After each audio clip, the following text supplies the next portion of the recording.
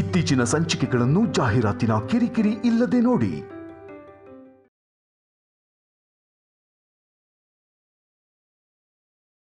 ನನ್ನ ಜಾತಕ ಹೊಂದಿರೋ ಸೊಸೆ ಸಿಕ್ಕಿದ್ದು ನಮ್ಮ ಕುಟುಂಬ ಮಾಡಿರೋ ಅದೃಷ್ಟ.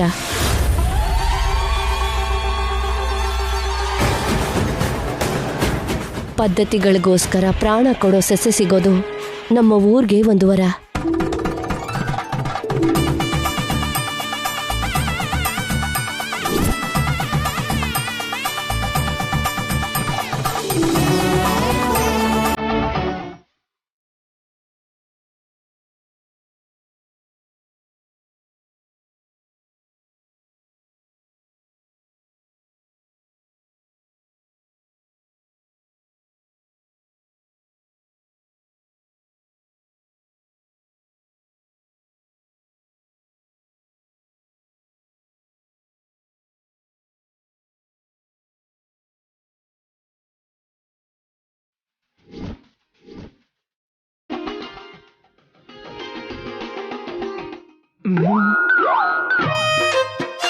ನನಗೇನು ಮಾತ್ಮಾತ್ಗ ಆ ವಿಷುವಲ್ಸೇ ಕಾಣಿಸ್ತಿದೆ. ಒಂದು ವೇಳೆ ಬಾಮಾಯ್ದ ಏನಾದರೂ ಅಂಥ ಕೆಲಸ ಮಾಡಿಲ್ಲ ಅಲ್ವಾ?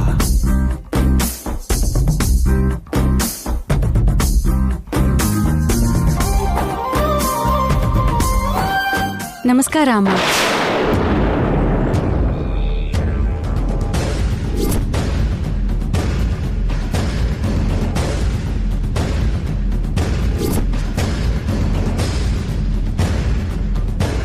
ಇದಕ್ಕೂ ಮುಂಚೆ ಉತ್ಸವಕ್ಕೆ ಕರ್ಕೊಂಡು ಬಂದಾಗ ಈ ಅಮ್ಮ ನಿಮ್ಮನೆ ಅತಿಥಿ.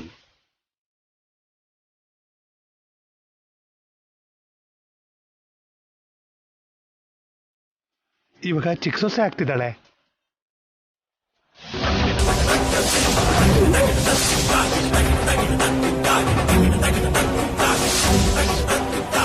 ಇಂಥ ಹುಡುಗಿನೇ ಸೊಸೆ ಆಗ್ಬೇಕು ಅಂತ ನಾವ್ ಆವತ್ತೇ ಆಸೆ ಪಟ್ಟಿದ್ವಿ.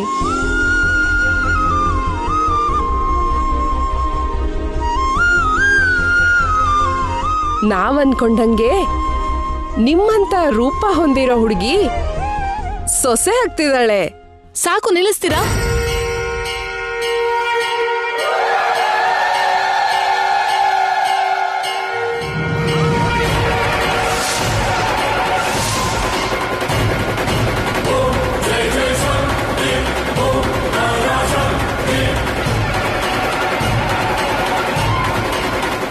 ಯಾರಾದ್ರೂ ವಿಷಯ ತಿಳ್ಕೊಳ್ದೆ ಇಷ್ಟ ಬಂದಾಗ ಮಾತಾಡಿದ್ರೆ ನನ್ಗೆ ಹೀಗೆ ಕೋಪ ಬರುತ್ತೆ.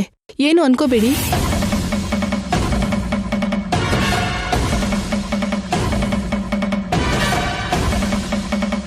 ಈ ಹುಡುಗಿನೇ ಸೊಸೆ ಆಗೋಳು ಅಂತ ವೇದವತಿಯವರು ಇವಳು ಫೋಟೋ ತೋರಿಸಿದ್ರಾ? ಇಲ್ಲ ಅಲ್ವಾ? ಮತ್ತೆ ನೀವ್ ಹೇಗೆ ಕನ್ಫರ್ಮ್ ಆಗಿ ಹೇಳ್ತಿದ್ದೀರಾ? ಏನೋ ತಪ್ಪಾಗಿ ಹೇಳ್ಬಿಟ್ರಮ್ಮ ನಿಹಾರಿಕಾ. ಆ ತಪ್ಪನ್ನೇ ನಾನು ಸರಿಪಡ್ಸಕ್ ಹೊರಟಿದ್ದೀನಿ ಅತ್ತೆ. ಅತ್ತೇನಾ? ಹಾಗಾದ್ರೆ ನೀವು? ನಾನೇ ವೇದವತಿಯವ್ರ ಮನೆಗೆ ಜಾತಕದ ಜೊತೆಗೆ ಎಂಟರ್ ಆಗ್ತಿರೋ ಸೊಸೆ. ನನ್ನ ಹೆಸರು ನಿಹಾರಿಕಾ.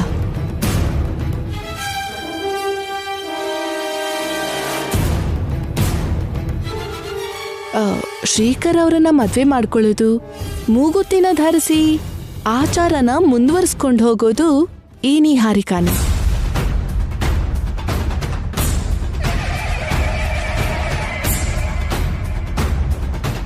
ನನ್ನ ಸರಿಯಾಗಿ ನೆನ್ಪಿಟ್ಕೊಳ್ಳಿ. ಇನ್ನೊಂದ್ಸಲ ಹಾಗೆಲ್ಲ ಹೇಳ್ಬೇಡಿ. ಆದ್ರೂ ಜಾತ್ರೆ ಕರೆಯೋದಿಕ್ಕೆ ಅಂತ ಬಂದವರಿಗೆ ಆವತ್ತೇ ಪೂರ್ತಿಯಾಗಿ ಕ್ಲಾರಿಟಿ ಕೊಟ್ವಲ್ಲ, ಅವ್ರು ಬಂದು ಈ ವಿಷಯಗಳನ್ನ ನಿಮಗೆ ಹೇಳಿಲ್ವಾ? ಹಿಂದೆ ಮುಂದೆ ಯೋಚನೆ ಮಾಡದೆ ಬಾಯಿಗೆ ಬಂದ ಹಾಗೆ ಹೇಗೆ ಮಾತಾಡ್ತೀರಾ? ತಪ್ಪಾಗಿ ಹೇಳಿದ್ಲು ಅಂತ ಅಮ್ಮ ಹೇಳಿದ್ಲು ತಾನೆ, ಇನ್ನು ರಾದು ಅಂತ ಮಾಡಬೇಡಿ. ನಿಹಾರಿಕಾ ಊರಿಗೆ ಕಾಲಿಟ್ಟು ಮೊದಲನೇ ಸರಿ ಹೀಗಾಗೋದು ನಿಹಾರಿಕಾಗೆ ಎಷ್ಟು ಅವಮಾನ, ಅದನ್ನ ನೀವು ಯೋಚನೆ ಮಾಡಲ್ವಾ ಮಾವ? ನೀನು ತುಪ್ಪ ಸುರಿಬೇಡ. ತಪ್ಪನ್ನ ಖಂಡಿಸಿ ಮಾತಾಡಿದ್ರೆ ತುಪ್ಪ ಸುರಿಯೋದು ಅಂತ ಹೇಳ್ತೀರಲ್ಲ ತಾತ. ಇನ್ನು ಒಳಗಡೆನೆ ಹೋಗಿಲ್ಲ, ಆಗ್ಲೇ ಏನೋ ಯುದ್ಧ ಆಗಿರೋ ತರ ಮಾಡ್ತಿದ್ದೀರಾ. ಇನ್ ಸಾಕು, ನಿಲ್ಸಿ. ಅವನಿ ಯಾವತ್ತಿಗೂ ನಮ್ಮನೆ ಅತಿಥಿನೇ.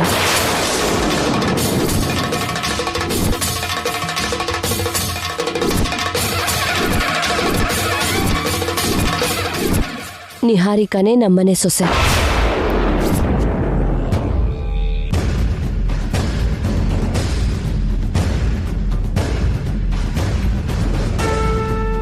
ಇನ್ನು ಮುಂದೆ ಈ ನಿಹಾರಿಕನಲ್ಲೇ ಈ ವೇದವತಿನ ನೋಡ್ಕೋಬೇಕು. ಅವಸರಪಟ್ಟು ಮಾತಾಡಿದ್ದಕ್ಕೆ ಏನೂ ಅನ್ಕೋಬೇಡಿ ಅಮ್ಮ. It's okay. ಒಳಗಡೆ ಹೋಗೋಣ ಬನ್ನಿ ಅಮ್ಮ.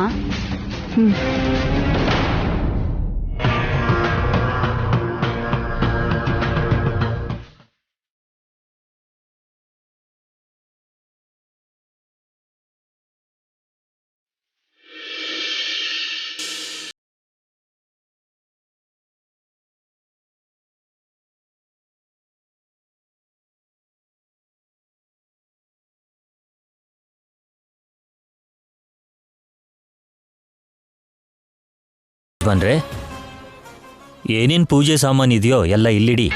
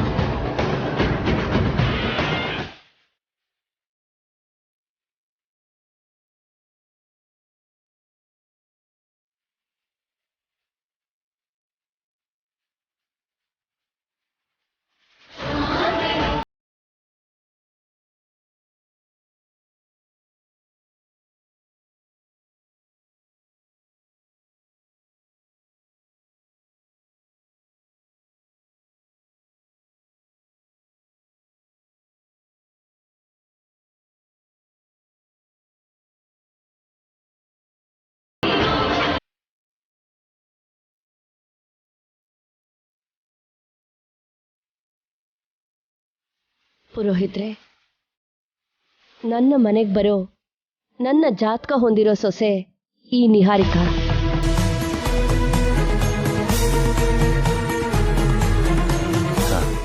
ಇಷ್ಟು ವರ್ಷಕ್ಕೆ ನಿಮ್ಮ ಕನಸು ನೆರವೇರುತ್ತಮ್ಮ.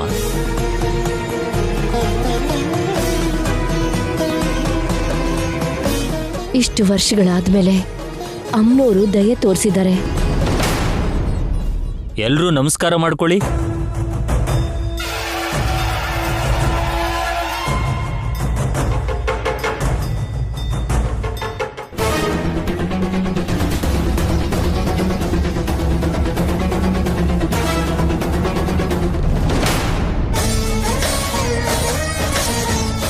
ವೇದವತಿಯವ್ರ ಜಾತಕ ಹೊಂದಿರೋ ಸೊಸೆಗೋಸ್ಕರನೇ ಅಲ್ವಾ ಇಷ್ಟು ಕಾಲ ನೀನ್ ಕಾದಿದ್ದು?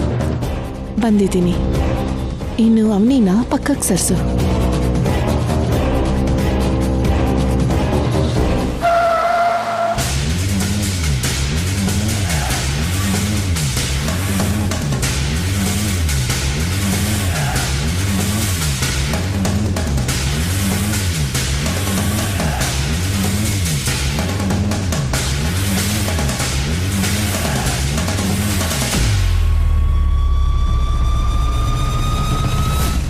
ಅಲ್ಲಿ ನೋಡು, ನಮ್ಮ ಫ್ಯಾಮಿಲಿ ಎಲ್ಲ ಅಮ್ಮನವ್ರ ಹತ್ರ ಇದ್ದಾರೆ.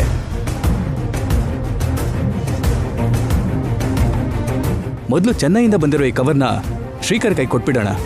ದೊಡ್ಡ ಭಾರ ತಪ್ಪುತ್ತೆ.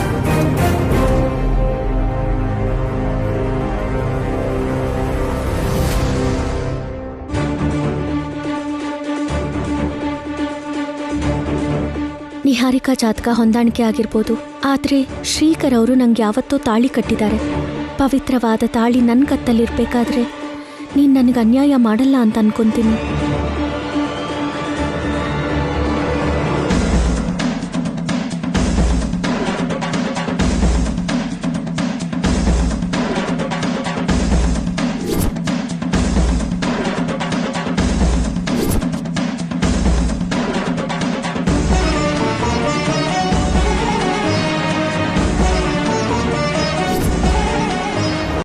ಶಾಸ್ತ್ರ ಬಲಕ್ಕೂ ತಾಳಿ ಬಂಧಕ್ಕೂ ಮಧ್ಯ ನಡೀತಿರೋ ಈ ಮೌನ ಹೋರಾಟದಲ್ಲಿ ಅವನಿಗೆ ಕಷ್ಟಪಡ್ತಿದ್ದಾಳೆ. ಆಧಿಪತ್ಯಕ್ಕೋಸ್ಕರ ಹೋರಾಟ ಮಾಡ್ತಿರೋ ನಿಹಾರಿಕಾ ಅವನಿನ ಡಾಮಿನೇಟ್ ಮಾಡ್ದ ಹಾಗೆ, ಅದೇ ಥರ ಈ ಜಾತ್ರೆ ಯಾವುದೇ ಅಡ್ಡಿ ಆತಂಕ ಇಲ್ಲದೆ ತುಂಬ ಚೆನ್ನಾಗಿ ನಡೆಯೋಗಿ ಮಾಡಮ್ಮ.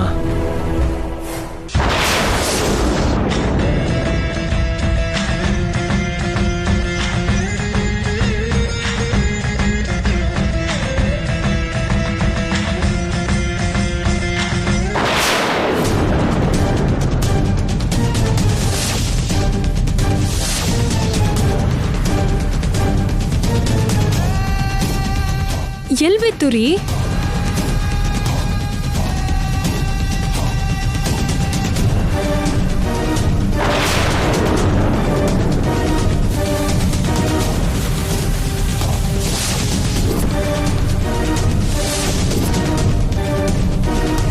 ನನ್ನ ಜಾತಕ ಹೊಂದಿರೋ ಸೊಸೆ ನಮಗ್ ಸಿಕ್ಕಿರೋದಕ್ಕೆ ನನ್ನ ಪೂರ್ವಿಕರಿಂದ ಬರ್ತಿರೋ ತಾಳೆಗರಿ ಗ್ರಂಥದಲ್ಲಿರೋ ರಹಸ್ಯಗಳನ್ನ ಜಾತ್ರೆ ಕೊನೆಯಲ್ಲಿ ನಿಹಾರಿಕನ್ಗೆ ಹೇಳ್ತೀನಿ.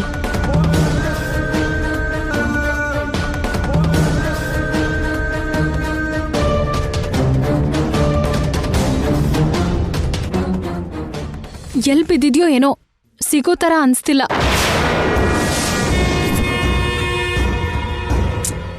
ಆದ್ರೂ ನಮ್ಗದ್ ಬೇಕಾಗಿರೋದಲ್ಲ ಅಲ್ವಾ? ಅದನ್ ಬಿಟ್ಬಿಡಿ. ಕನಿಷ್ಠ ವಿಷಯನಾದ್ರೂ ಶ್ರೀಕರ್ಗೆ ಪೋಸ್ಟ್ ಮಾಡೋಣ. ಅವನಾದ್ರೂ ಬಂದು ಹುಡುಕೋತಾನಲ್ವಾ? ನಡಿ.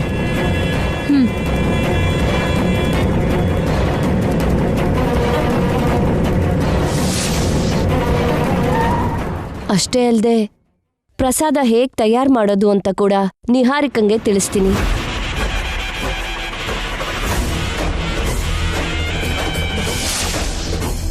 ನನ್ನ ಪಕ್ಕದಲ್ಲೇ ಕೂರಿಸ್ಕೊಂಡು ತಯಾರಿ ಮಾಡೋ ವಿಧಾನ ಕೂಡ ತೋರಿಸ್ತೀನಿ.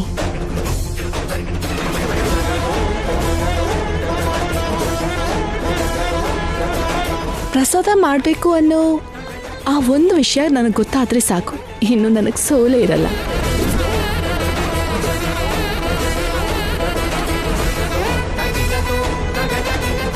ಇನ್ನು ಮುಂದೆ ನನ್ನ ಹಾಗೇನೆ ಪ್ರಸಾದ ತಯಾರು ಮಾಡಿ ನೈವೇದ್ಯ ಸಮರ್ಪಿಸಿದ್ಲು ಅಂದ್ರೆ ನಿಹಾರಿಕನಲ್ಲಿ ಈ ವೇದವತಿ ಪರಿಪೂರ್ಣವಾಗಿ ದರ್ಶನ ಕೊಡ್ತಾಳೆ. ಹತ್ತೋರಿನ ಕ್ಷೇಮಕ್ಕೆ ಸಂಬಂಧಿಸಿರೋ ಜವಾಬ್ದಾರಿನ ನಿಮ್ಮ ನಂತರ ನಾನ್ ಸ್ವೀಕರಿಸ್ತಿರೋದು ನನ್ನ ಅದೃಷ್ಟ ಅಂತ, ನನ್ನ ಪೂರ್ವ ಜನ್ಮದ ಪುಣ್ಯ ಅಂತ ನಾನು ಭಾವಿಸ್ತಿದ್ದೀನತ್ತೆ.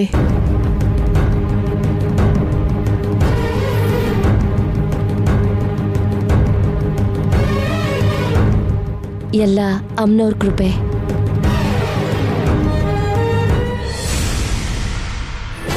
ನಿನ್ ನಾಟಕನ ಮನುಷ್ಯರ ಮುಂದೆ ಪ್ರದರ್ಶಿಸೋ ಅಷ್ಟು ಸುಲಭವಾಗಿ ಅಮ್ಮನವ್ರ ಮುಂದೆ ಪ್ರದರ್ಶಿಸ್ಬೇಡ. ನಿನ್ನಿಂದ ನನ್ನ ಕುಟುಂಬನ ಹೇಗಾದ್ರೂ ಕಾಪಾಡ್ಕೋತೀನಿ.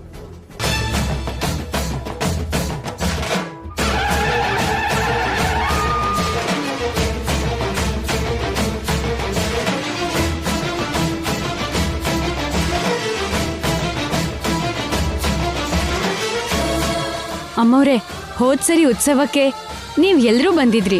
ಆಗ ನಿಮ್ಗೆ ಆರೋಗ್ಯ ಸಮಸ್ಯೆ ಬಂದಾಗ ನಿಮ್ಮನೆ ಅತಿಥಿಯಾಗಿರೋ ಈ ಹುಡುಗಿ ಪ್ರಸಾದ ತಯಾರಿ ಮಾಡಿದ್ದಕ್ಕೆ ನೈವೇದ್ಯ ಸಮರ್ಪಣೆ ಮಾಡೋಕ್ಕಾಗಿದ್ದು.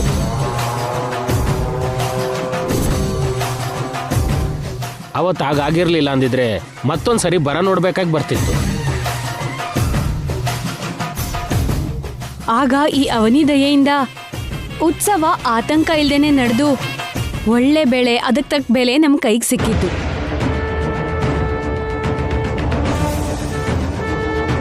ಅದೆಲ್ಲ ಅವನಿ ಕ್ರೆಡಿಟ್ ಅಲ್ಲ ಬಿಡಿ.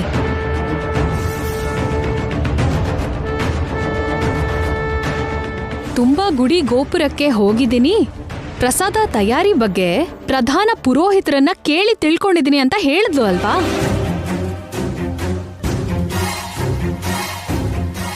ಎಲ್ಲ ಮಿಕ್ಸ್ ಮಾಡಿದ್ದಕ್ಕೆ ಲಕ್ಕಿಯಾಗಿ ಹಾಗೆ ಬಂದಿದೆ. ಅದು ನಿಜವಾದ ಪ್ರಸಾದ ಹೇಗಾಗುತ್ತೆ ರೀ? ಅದ್ರ ರಹಸ್ಯ ಅತ್ತೆಗ್ ಮಾತ್ರ ಗೊತ್ತಿರೋದು.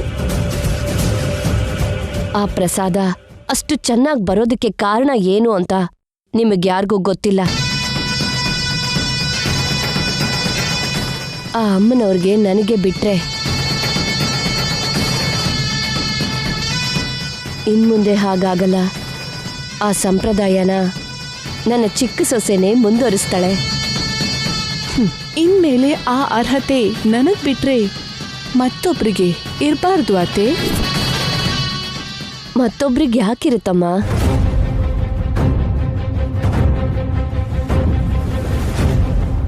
ಅಮ್ಮ, ನಾನು ಶ್ರೀಕರ್ ಹತ್ರ ಒಂದು ವಿಷಯ ಮಾತಾಡಬೇಕು. 1-2 ನಿಮಿಷದಲ್ಲಿ ಬರ್ತೀವಮ್ಮ. ಲೇ, ಇಲ್ಲಿ ಬಾರೋ.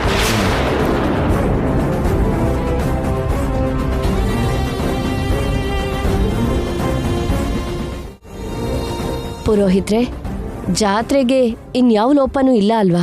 ನೀವು ಬಂದ್ಮೇಲೆ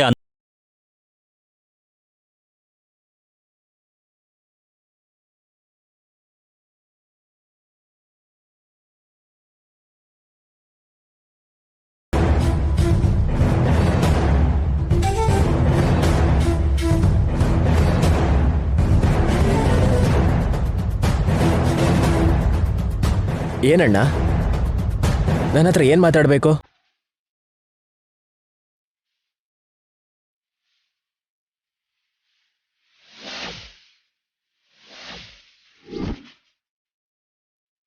ಅಣ್ಣ, ಯಾಕಿಷ್ಟು ಟೆನ್ಷನಲ್ಲಿದೆಯಾ? ಏನಾಯ್ತು? ನಾವೇನೋ ತಪ್ಪು ಮಾಡಿರೋ ಹಾಗೆ ನಡೆದದನ್ನ ಹೇಳೋದಕ್ಕೆ ನೀವ್ಯಾಕೆ ಹೆಸಿಟೇಟ್ ಮಾಡ್ಕೋತಿದ್ದೀರಾ? ಏನಾಯ್ತದ್ಕೆ? ನಾವು ಮನೆಯಿಂದ ಹೊರಟಾಗ ನಿನ್ ಹೆಸರಿಗೆ ಚೆನ್ನೈಯಿಂದ ರಿಜಿಸ್ಟರ್ ಪೋಸ್ಟ್ ಬಂತು ಶ್ರೀಕರ್.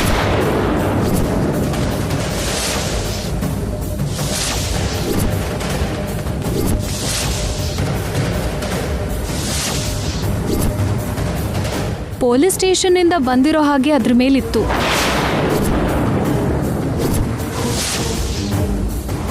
ಹೌದಾ? ನೀವದನ್ನ ತಗೊಂಡ್ರಾ? ನಿಮ್ಮ ಅಣ್ಣನೇ ಸಿಗ್ನೇಚರ್ ಮಾಡಿ ಅದನ್ನ ತಗೊಂಡ್ರು. ಸರಿ, ಎಲ್ಲಿದೆ?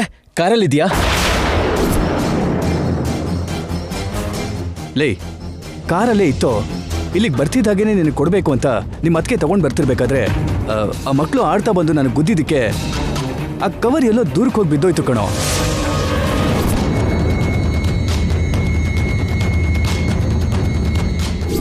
ನಮ್ಮ ಮ್ಯಾರೇಜ್ ಸರ್ಟಿಫಿಕೇಟನ್ನು ನನಗೆ ಸೆಂಡ್ ಮಾಡಿ ಅಂತ ಕೇಳಿದೆ. ತುಂಬ ಹೊತ್ತು ಹುಡುಕಿದ್ವಿ, ನಮಗೆ ಸಿಗ್ಲಿಲ್ಲ. ಈ ವಿಷಯ ಹೇಳೋಣ ಅಂತಾನೆ ನೀನು ಇಲ್ಲಿ ಕರೆದಿದ್ದು. ರಿಜಿಸ್ಟರ್ ಪೋಸ್ಟ್ ಅಂದ್ರೆ ಎಷ್ಟು ಇಂಪಾರ್ಟೆಂಟ್ ಆಗಿರುತ್ತೆ ನಿನಗೆ ಗೊತ್ತಿಲ್ವಾ ಅಣ್ಣ? ಅಷ್ಟು ಕೇರ್ಲೆಸ್ ಆಗಿದ್ರೆ ಹೇಗೆ ಹೇಳಿ? ಅವ್ರೇನೋ ಬೇಕು ಅಂತಾನೆ ಮಾಡಿರೋ ಹಾಗೆ ಅಂತಿದ್ಯಲ್ಲ, ಯಾಕೆ? ಅನ್ಕೊಳ್ದೆ ಆಗಿರೋದ್ರಲ್ಲಿ ಅವ್ರ ತಪ್ಪೇನಿದೆ? ನೀನು ಯಾಕೋ ಅಷ್ಟೊಂದು ಟೆನ್ಷನ್ ಮಾಡ್ಕೋತಿದ್ಯಾ? ಅದು ಅಷ್ಟು ಇಂಪಾರ್ಟೆಂಟ್ ಕವರ, ಅಷ್ಟಕ್ಕೂ ಅದರಲ್ಲಿ ಏನಿದೆ?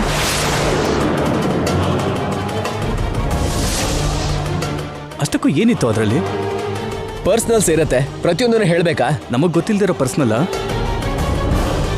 ಯಾಕಿರಲ್ಲ ರೀ, ಇತ್ತೀಚೆಗೆ ತುಂಬಾನೇ ಮೇಂಟೈನ್ ಮಾಡ್ತಿದ್ದಾನಲ್ವಾ?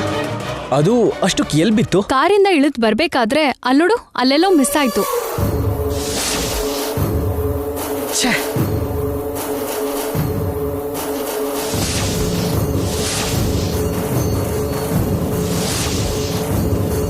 ಅದ್ರಲ್ಲಿ ಏನಿದ್ಯೋ ಮನೆ ಹತ್ರನೇ ಓಪನ್ ಮಾಡಿ ನೋಡಿದ್ರೆ ಚೆನ್ನಾಗಿರ್ತಿತ್ತು. ಖಂಡಿತ ಏನೋ ರಹಸ್ಯ ಇದೆ ರೀ. ಅವನು ಎಷ್ಟೇ ಸೀಕ್ರೆಟ್ ಆಗಿ ಮೇಂಟೈನ್ ಮಾಡಿದ್ರು ನಮಗೆ ಗೊತ್ತಾಗದೇ ಇರತ್ತಾ ಏನು? ಅವಾಗ ಮಾತಾಡ್ತೀನಿ ವಿಷಯನ, ನಡಿ.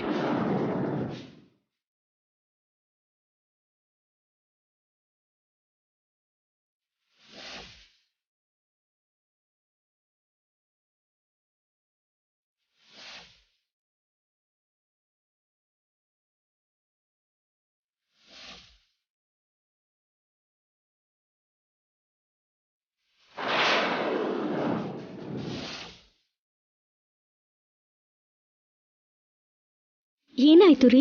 ಏನ್ ಹುಡುಕ್ತಿದ್ದೀರಾ? ನಾನು ವಾರದಿಂದ ಕಾಯ್ತಿರೋ ನಮ್ಮ ಮ್ಯಾರೇಜ್ ಸರ್ಟಿಫಿಕೇಟ್ ಇವತ್ತು ಚೆನ್ನೈಯಿಂದ ಬಂದಿದೆ. ಅಣ್ಣ ಸಿಗ್ನೇಚರ್ ಮಾಡಿ ತಗೊಂಡ್ ಬಂದ. ಇಲ್ಲಿಗೆ ಬಂದ್ಮೇಲೆ ಅದನ್ನ ಕಳ್ಕೊಂಡಿದ್ದಾನೆ.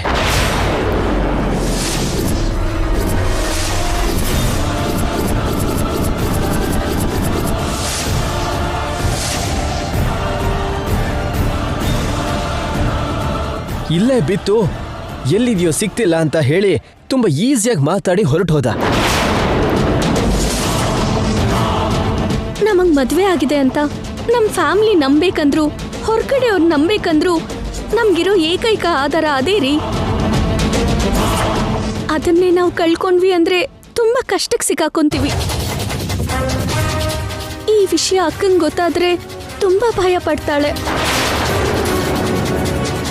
ದೇವ್ರು ಯಾಕಿಷ್ಟು ಪರೀಕ್ಷೆಗಳನ್ನ ಕೊಡ್ತಿದ್ದಾನೆ? ಮಿಸ್ ಆಗಿ ಆ ಕವರ್ ಯಾರಿಗಾದ್ರೂ ಸಿಕ್ತು ಅಂದ್ರೆ ಕಷ್ಟಕ್ಕೆ ಸಿಕ್ಕಾಕೋತೀವಿ. ಅದ್ರ ಮೇಲಿರೋ ನನ್ನ ಹೆಸರು ನೋಡಿ ನೇರವಾಗಿ ತಗೊಂಡ್ ಬಂದು ನನಗೆ ಕೊಟ್ರೆ ಪರವಾಗಿಲ್ಲ.